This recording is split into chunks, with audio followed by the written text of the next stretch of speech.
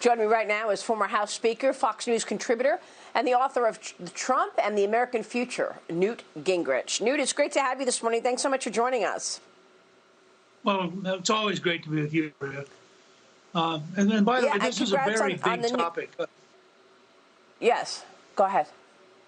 No, I'm just going to say, I think you're on to something very big.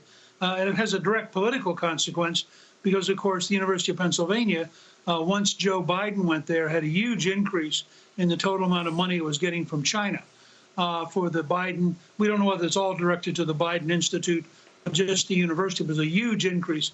But what struck me, I've been briefed now both by the Department of Education and I did a podcast at Gingrich 360 with one of the U.S. attorneys who's deeply involved in this and who's filed suit under criminal cases against several professors who lied about their contracts with China. And what's really striking is the degree to which the universities refuse to cooperate. I mean, there has been a total, I think, lack of patriotism in the major universities who are trying to hide how much money they get from overseas. And again, China is the big culprit. Saudi Arabia has been a big culprit. And it clearly shapes a great deal of what people learn, because you get these professors who are making so much money out of China, they're not going to say anything negative. I think it's a very dangerous situation. There's that. There's the propaganda campaign, and that's also happening through these so-called Confucius Institutes. But there's also a very aggressive strategy here from China. The AG told me this weekend that the U.S. is cracking down in a big way right now on researchers and others that are sent over here from China to infiltrate and get involved in our data sets, key technological programs.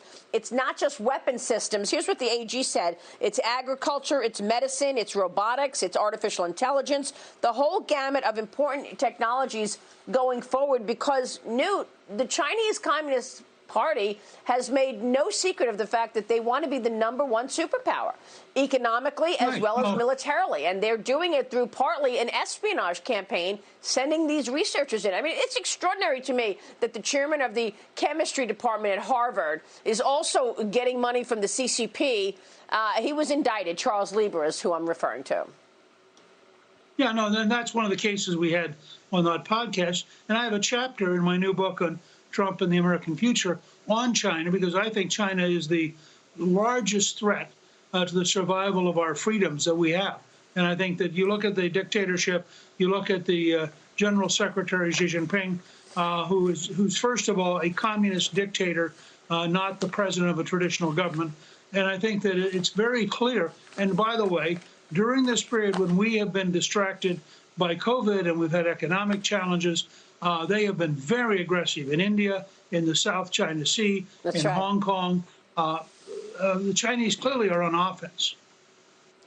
Yeah, they are hoping, I guess, according to the AG, they are hoping that we are too busy with COVID, the damage being done, and a shutdown to notice that they invaded India. Let me ask you about a potential EU travel ban. Coronavirus cases are spiking in America, Newt, and the European Union now is reportedly considering banning travelers from the U.S. by July 1st, according to the New York Times. This ban would also apply to residents of Brazil and Russia. The Trump administration criticized by EU leaders for banning European travel into the United States back in March. Is this reciprocating here, Speaker Gingrich? Your wife is the ambassador to the Vatican City. Your reaction? Look, well, I'm speaking to you from Rome. Italy gets 14% of its total economy from tourism.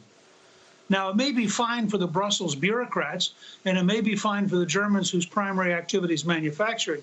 You go to Greece, you go to Italy, you go to Portugal and Spain, you tell them you're going to cut off American tourists, you're going to bankrupt some of these countries. And so I think this is truly stupid. The fact is we're learning how to deal with this. We know how to take care, how to test people. We're getting better and better at it. The fact is we do a lot more testing than any other country in the world, which is part of why you're seeing us have a lot of cases. But I have zero sympathy with bureaucrats in Brussels who are willing to destroy the Italian economy because of some ideological position. And that's what they'll do. You cut off Americans from visiting Greece and visiting Italy and visiting Portugal, you're going to cripple these countries economically. Yeah, particularly now at a time that we're already seeing a recession in the United States, and we've had a shutdown across the world. It's only going to make things worse. Newt, real quick, from your standpoint in Rome, when you look at the election here in the U.S., what's your take on Trump versus Biden here? The polls are showing Biden's getting a leg up on the president. The polls are all nonsense. Look, I was with George H.W. Bush when he was 19 points behind Dukakis. He beat him by 8, so we switched 1 out of every 4 Americans. The truth is, you have to think of a Pelosi, Schumer, Biden machine. And you have to ask yourself, what would America be like after 1 year? It would be like California, basically, except worse. I think when we get to the real campaign and we get to the real choices, that the president will do fine. My only concern would be I wish that he would send up a very aggressive legislative package so people can see what he wants to do, and contrast it with what they're doing on the in terms of the Democratic House. Yeah, we haven't really seen the plans on Biden's side, by the way. Newt, it's good to see you. Stay safe. We will see you soon. Thank you, sir.